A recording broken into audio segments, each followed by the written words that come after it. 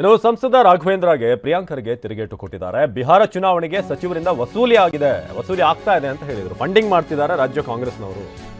ಇಂಥ ಒಂದು ಆರೋಪವನ್ನು ಮಾಡಿದ್ರು BY ರಾಘವೇಂದ್ರ. ಅದಕ್ಕೆ ಪ್ರಿಯಾಂಕರ್ಗೆ ಹೈಕಮಾಂಡ್ಗೆ ಕಪ್ಪ ನೀಡಿದ್ದ ಮಾತನ್ನ ಬಿಜೆಪಿಯವರು ಮರೆತಿದಾರ.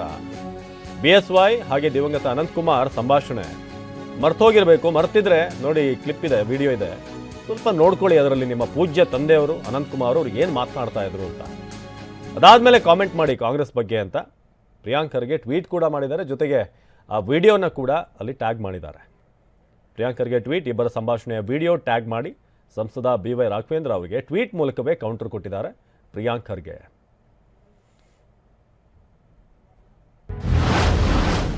ಬಿಜೆಪಿ ಹೈಕಮಾಂಡ್ಗೆ 1800 ಕೋಟಿ ಕಪ್ಪ ನೀಡಿದ್ದನ್ನ BS ಯಡಿಯೂರಪ್ಪನವರು ಮತ್ತು ದಿವಂಗತ ಅನಂತಕುಮಾರ್ ಅವರ ಸಂಭಾಷಣೆಯಲ್ಲಿ ಬಹಿರಂಗವಾಗಿದ್ದನ್ನ ಕರ್ನಾಟಕದ ಬಿಜೆಪಿ ನಾಯಕರು ಮರೆತಿದ್ದರೆ ನಾವು ಮತ್ತೊಮ್ಮೆ ನೆನಪಿಸುತ್ತಿದ್ದೇವೆ. ಸಂಸದ BY ರಾಘವೇಂದ್ರ ಅವರು ತಮ್ಮ ಪೂಜ್ಯ ತಂದೆಯವರ ಮಾತುಗಳನ್ನ ಒಮ್ಮೆ ಕಿವಿಗೊಟ್ಟು ಕೇಳಿಸಿಕೊಂಡು ನಂತರ ಮಾತನಾಡಿದ್ರೆ ಉತ್ತಮ. ಬಿಜೆಪಿಯಲ್ಲಿ ಮುಖ್ಯಮಂತ್ರಿ ಹುದ್ದೆಗೆ 2,500 ಕೋಟಿ ಕೊಡಬೇಕು ಎಂದಿದ್ದವರು ಬಿಜೆಪಿಯವರೇ.